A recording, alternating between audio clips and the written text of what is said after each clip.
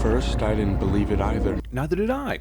Wait, did I miss the part where you explained what the hell you were talking about? Also, narration. Sometimes my these God. gods have children with humans, called half-bloods. And Voldemort hates those assholes. 4 of these children were headed to Camp Half-Blood. That's racist. Treetop weaponry. Also, with this insane kind of accuracy at whatever invisible distance this is, why not just throw multiple treetops? Something's wrong with this scene that I can't quite put my finger on. Probably because it looks fake as shit. As Talia lay dying, her father, Zeus, found another way for her to live. Wait, is this literally the beginning of the movie? I know Cinemasins normally will kind of go through the whole thing and just kind of cut and paste or whatnot, but it's all like narration and just catching you up from the first film. Is that pretty much what's happening here? You got let me know because I haven't watched this. Anything but a tree. Anything but a tree. Ah, shit. Also, Zeus has the power to turn his dying daughter into a tree, just not revive her as a normal living half-blood princess. A gift to ensure no one in Camp Half-Blood would die the same way. Okay. So Chekhov thrown in the air through the woods as potential causes of death. All other causes of death are still in play. Also, you didn't want to put a protective barrier around the camp sooner than this? Zeus, damn it. Alexandra Daddario is so hot she makes my body hurt cliché. We like Stanley Tucci even though he's in everything. So, Mr. Tucci, would you like to do a Sins video? We can't be any more of an asshole than Michael Bay is. Pierce Brosnan said, F this shit, and they got Rupert from Buffy the Vampire Slayer to take over. Zeus can play practical jokes like this, but can't save his daughter when she's fighting monsters. Good sportsmanship. You recovered Ares' stolen chariot. That was Clarice. Okay, what about the fall tournament? You own that sucker. Somehow Percy's best friend doesn't remember that Percy didn't do these things. Good not talking to you. Again. Why the hell is Poseidon making the water ripple after his son walks away?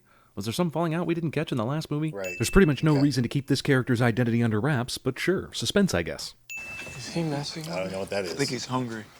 No, not him. I meant Poseidon. That's why you don't play the dumbass pronoun game. 100% of the people talking to Percy would have assumed he meant the Cyclops guy. With the annoying comic relief Grover provides, an entirely new character that's even worse is exactly what this movie needed. Bull. Excuse me? Smells like bull. All the characters in this movie were given vague lines of dialogue so that everyone could misunderstand them for hilarity or suspense. Why are there ready-made glasses of juice here? So that one could fall over and the filmmakers could make the point that something huge was coming? How did this mechanical-ass bull smell like a regular-ass bull to Tyson a minute ago? Find his weak spot. Because this is like Mechanical. playing the old video game Altered Beast. Also, wasn't Percy in the middle of the fire circle with the bull a minute ago? He even drew his weapon and everything. How did he end up here? Hey! Mechanical-ass bull is distracted by normal-ass bull things. There are clearly people running around the camp with no f***ing purpose. Why did the bull dig its horns into the ground when it could have just stabbed the shit out of Percy? Could've. Also, mechanical bull comes complete with gardening tools. Why didn't you just do this in the first place? Hell, the guy's fireproof and everything. He could have saved the whole village, but decided to wait until it was dramatic. Hey, Rust Bucket! Rust Bucket. This motherfucker is stupid. What, is he Still out of keeps doing fire? it. No. While this camera angle makes it look like Percy had a huge, wide area to throw this thing into the bowl and save the day, this is what that looks like on the outside. You couldn't throw a quarter inside this thing with any accuracy or strength, especially since you're up against a wall. Also, Mechanical Bull was created by the same dumbasses who built the Death Star. Everyone in this explosion misses Percy. Luke carries around plot devices out in the open for no reason other than for Percy to see it and figure out what it is. You know, prophecy. I have a prophecy. Movies with vague prophecies suck ass. Oh my God. Yeah, they're pretty spectacular. Oh, you were making an exclamation and then putting a twist on it.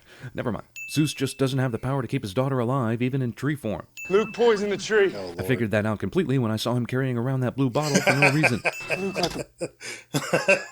So, again, I haven't seen this movie, so I don't.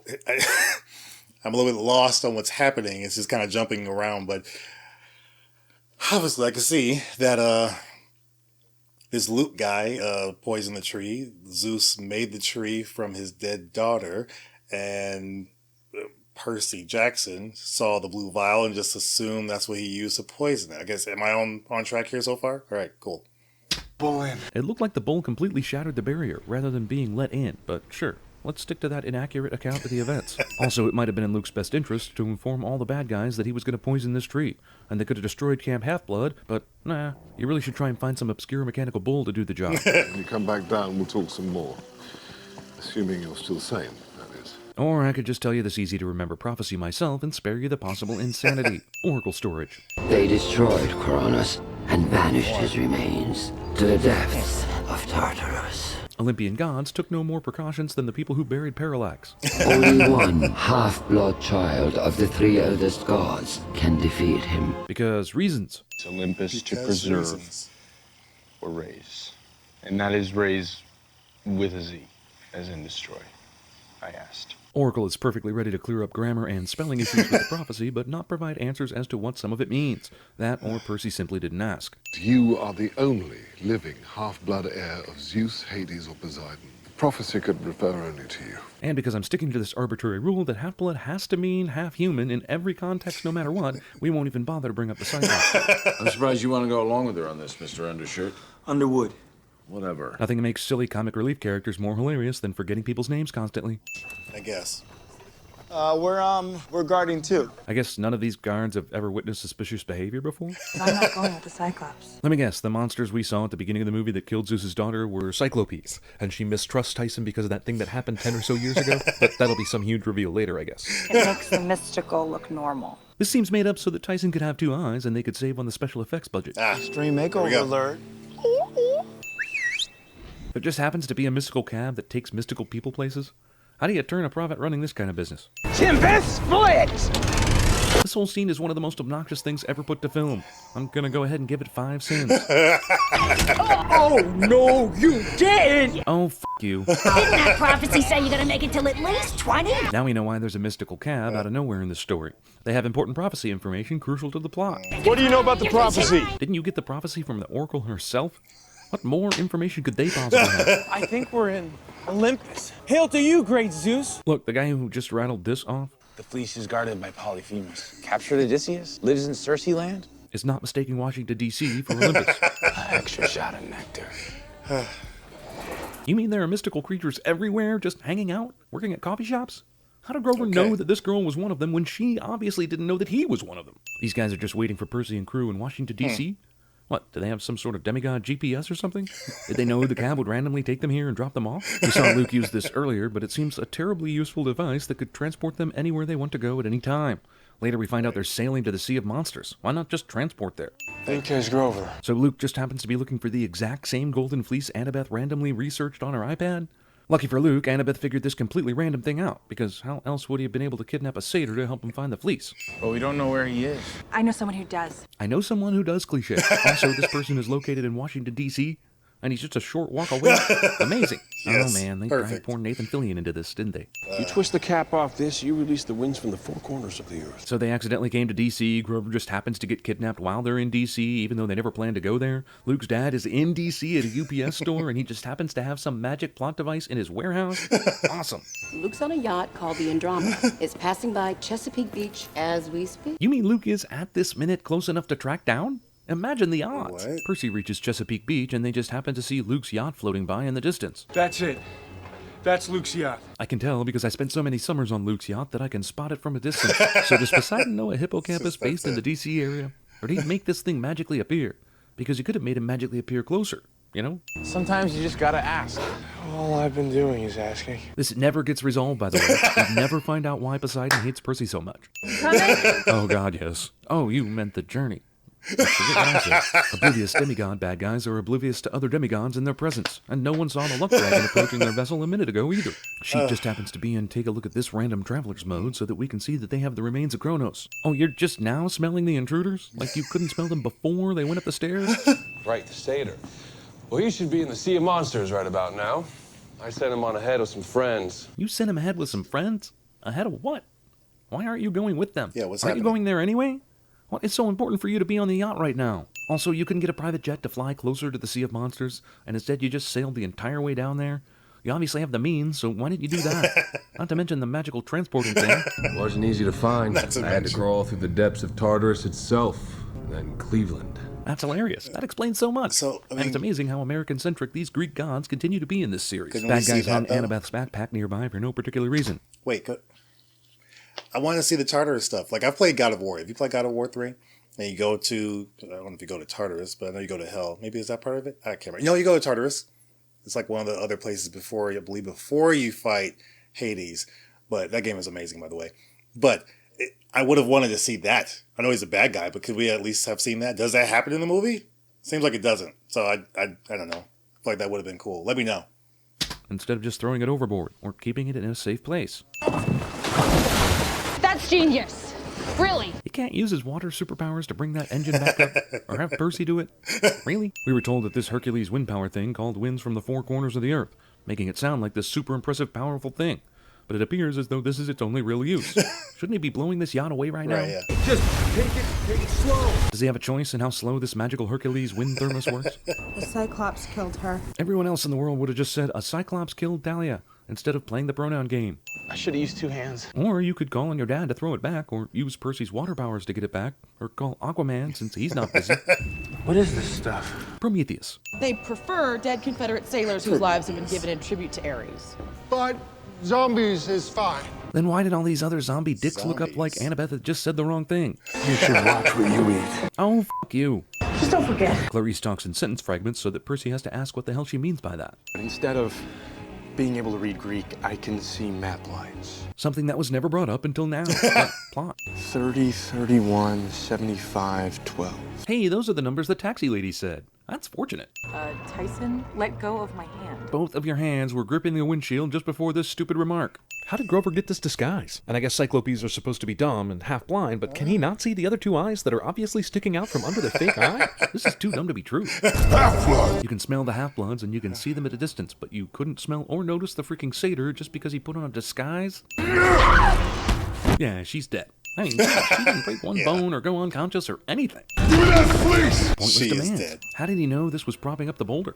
No matter what, convenient boulder is convenient, for sure. I didn't know you guys had it in you. Movie steals the villain gets there right after the item is acquired from Indiana Jones. No! Sure, he's dead. I mean, unless you're 5, you believe that. And speaking of Indiana Jones, here's Unless, the Raiders of of the course. Lost Ark finale waiting to happen. Minus the roller coaster, this is the exact same thing. People tied to posts, large mysterious crate, guy who stole an important item from the main character. Yeah, I'd say this is darn near the same thing. Lord Kronos, he who was betrayed by his sons. Does this really require a ceremony? Also, why does putting the fleece on the crate bring Kronos back to life? Wouldn't you have to put it on his actual remains? Right. Damn it! Did they leave him with his weapon? The water. It healed me. But not all the way yet, so that we can see the final touches of the Healy on screen. These But not assholes all hung the it way out while yet. the battle rages and Luke hasn't even been subdued or beaten up or defeated yet. Not to mention pull off the fucking fleece before Kronos comes back to life. He rises. Unnecessary explanations. These guys went to the Prometheus school of running away from things. The problem with this monster is that he lunges for victims in slow motion.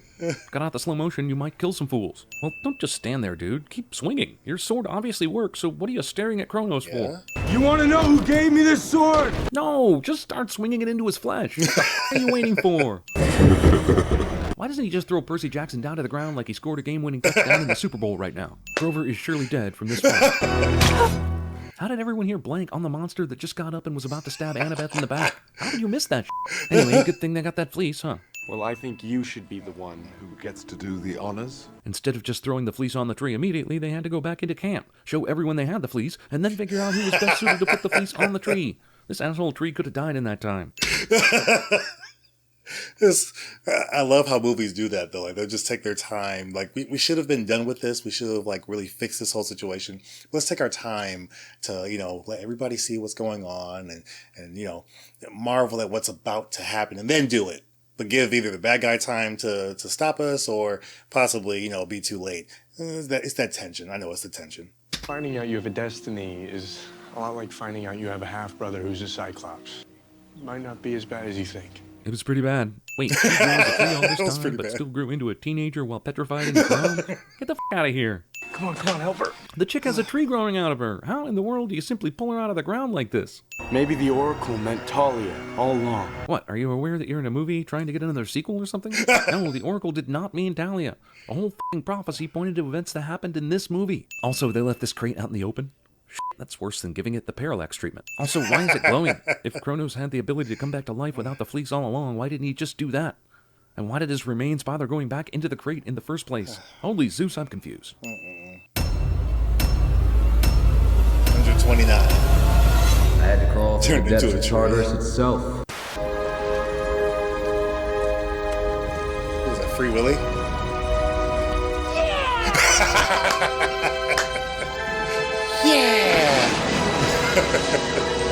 You will know vengeance. Become vengeance, dude. Oh, she's all right. You tell me. Become wrath. There she blows.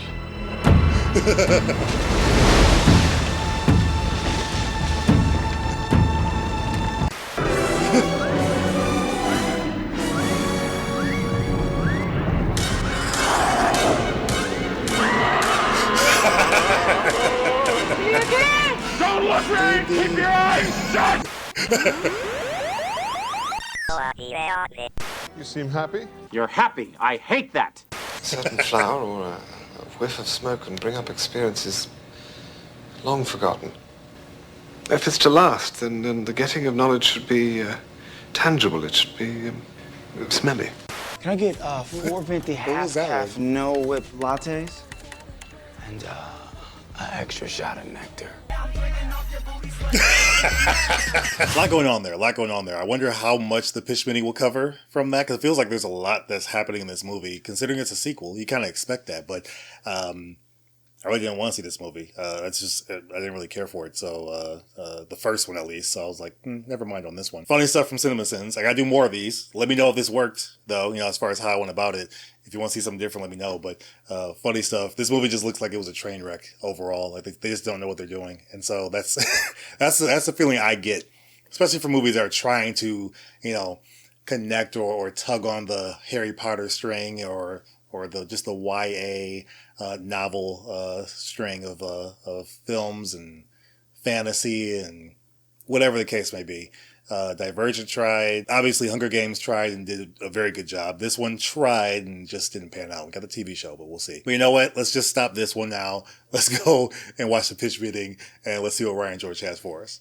So, you have a movie for me? Yes, sir, I do. I was thinking we could make a sequel to that Percy Jackson movie we made, based on those super popular books. Oh, yeah, that was moderately successful. Yeah, so there's still a tiny little bit of hope that we could turn this into our own Harry Potter type situation. I like the sound of that. Now, critics and fans did not like our first movie, though, so we're gonna have to step things up quality-wise for sure. Or not. Or we could just do the opposite of what I just said. Yeah, that sounds a lot easier, sir. Name recognition should do most of the heavy lifting when making a franchise. That's a good point. Why even get quality involved? So what happens in this one? Well, Percy Jackson's father, Poseidon, he's ignoring him. He's not even responding to him anymore. Oh, what's that about? Oh, I'll never tell. What, seriously? Yeah, I'm gonna introduce that and then not explain it ever. Oh, okay. And then Percy's brother shows up to Camp Half-Blood. Oh, he has a brother? He does. His name is Tyson, and he's a Cyclops, which means he's also a son of Poseidon. So why did he show up to camp? So he can be in the movie. Oh, neat. And he's gonna put on these big sunglasses, because, his one eye is kind of weird for people to look at. Wouldn't the middle of the sunglasses be right in front of his eyeball, making it impossible for him to see? Oh, absolutely. But this way we'll save money on our VFX budget. Oh, yeah, okay, very smart. And so then we're also gonna find out that, Luke, the bad guy from the last movie? Yeah. Turns out he didn't die at the end of the last movie. He's completely fine. Oh, how did he survive? By not dying. That'll do it. And so he poisoned this tree that protects Camp Half-Blood with like a barrier, right? So the good guys need to go get this magical fleece that can heal anything. Okay. But Luke also wants the fleece because he wants to revive his great-grandfather Kronos, who was known for eating his own children. Okay, right. So it feels like if he does that, Kronos is gonna eat him. No. But maybe that won't happen. You told me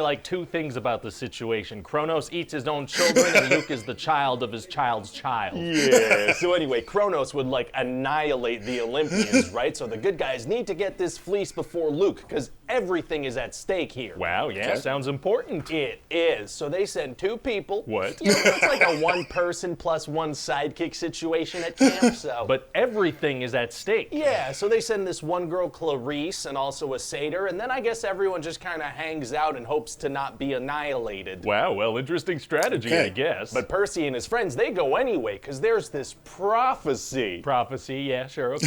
Do you want to hear what the prophecy is? Is it that he's destined to save the day or something? More or less, yeah. Then yeah, no, I got it. Well, okay then. So they get in this magical taxi cab, right? Where the cab drivers give them a cryptic part of the prophecy. Do you want to hear it?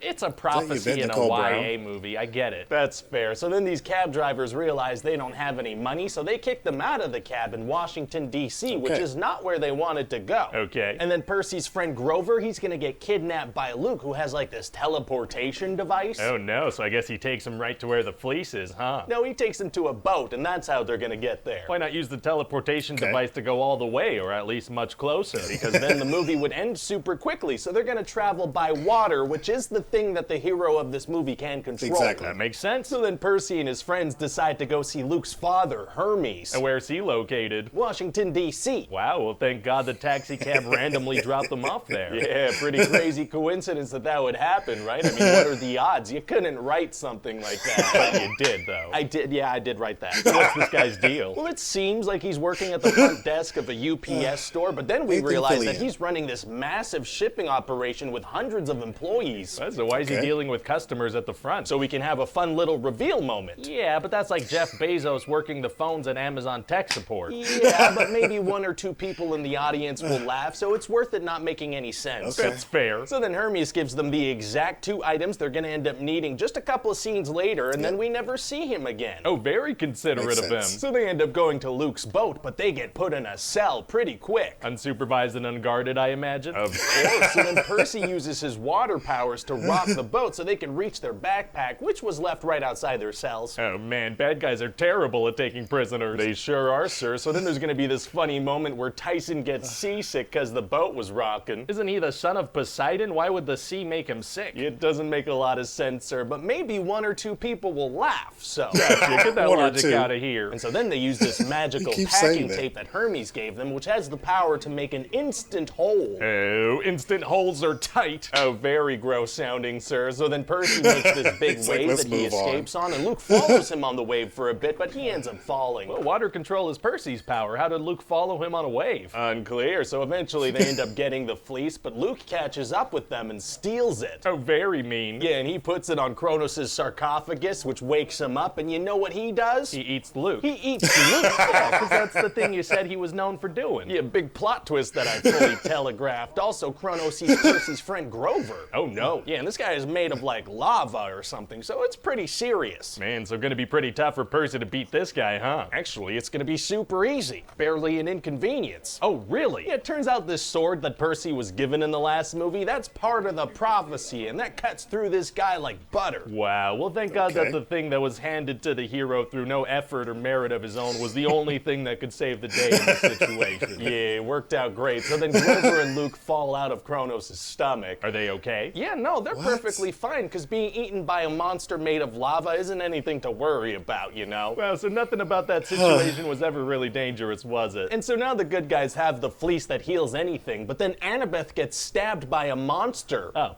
So it's gonna be like, oh my God, what are the good guys gonna do now? I mean, I imagine they use the fleece that heals everything. So then they use the fleece that heals everything, and Annabeth is totally fine. Yeah. I mean, was that supposed to be a tense situation, or what was that? Yeah, I don't really know what I'm doing. I'm just kind of doing stuff here. Well, okay then. So what do you think? Well, I mean, it sounds like a movie, you know? So I imagine this is a lot more faithful to the books than the first movie was. Oh, God, no. Oh, okay. Is that all right? I mean, listen, I'm sure it's not a huge deal. Okay, good. Me too. And, you know, if people don't like it, this will be a great cautionary tale for the next time we take a swing at this property. What? There's really almost nothing about this movie that sounds enjoyable. Like, I didn't watch it. I haven't seen it. Watched the first one, or at least parts of the first one, for the most part. Most of the first one. And this one, I just wasn't looking forward to it. I didn't really want to see anything about it. It felt like a ripoff of Harry Potter. I know that the books are great. You guys have told me that. We talked about that when I did the first movie pitch meeting and the honest trailer, actually, I believe. And so with this one, I just didn't care. I saw the trailer and everything. I said, I just don't care. It feels like a ripoff, even though it isn't, because it's its own book series. But the movies felt like they weren't trying to be very original. And so hopefully the TV show can learn something from the mistakes of this one. Ryan George kills it here. I love when the writer guy pretty much speaks to how, you couldn't even write this stuff. It's just crazy. He's like, actually, I did write this, or I don't know what I'm doing. That was pretty good here too. So writer guy, he kills it here. Producer guy just knows everything that's going to happen. At this point, I think he's had enough pitch meetings where he just knows, okay, I have a feeling I know what's going to happen. Let me just say it. You've pretty much written everything for me here. You spelled out the whole story. I know all the twists and turns. You can't surprise me. Only time I feel that producer guy is surprised is when writer guy says some crazy stuff, something that's kind of like inappropriate or nasty or just weird. And that's when producer guy's like, okay, you caught me off guard. Even though producer guy says some weird stuff a lot too, especially most of his tight phrases are always weird. But Good stuff here from Ryan George. Let's talk about Percy Jackson and the Sea of Monsters. Did you enjoy it? Is it better than the first one to you? Let me know. I have not watched it. I have no want to watch it. Is it on Disney Plus or is it on something else? I don't know. My kids might watch it, but it's not really on a watch list for me, so I could care less. Either way, let's talk about it. Overall, what did you think of these two? Do you like Everything Wrong With, Cinemasins together with pitch meetings as far as verses? I know the Everything Wrong With can be a little bit longer normally, you know, it's just how it is. But let me know what you think of this video, how you think I went about the Cinemasins video. If you like it that way, if you want to see something different, give me some ideas, give me some feedback. I'm open to all of it, so let me know. Shout out to my hyper crew, Brian Tidwell, Steve O, Slepnear, K6013, Dash Milner, and Jonathan Cedarland. Thank you for supporting me with that top tier crew. You get a verbal shout out by me in every video, so I really appreciate you guys. Shout out to all my members and my subscribers for supporting the channel, whether it's monetarily or hitting the subscribe button. For some of you, you did both, so I really appreciate it. It goes a long way. It's helping me do what I do, and I really thank you. While you're still here, hit that like button. It really does help out the channel. Helps me know exactly what you guys want to see more of, and it helps more people see the video, so I really appreciate it if you could do that if you haven't done so already. You can also check out our most popular videos on the channel right over here, and you can see our most recent reaction right up there. If you've seen all that, I will see you guys in the comments. We'll talk about this.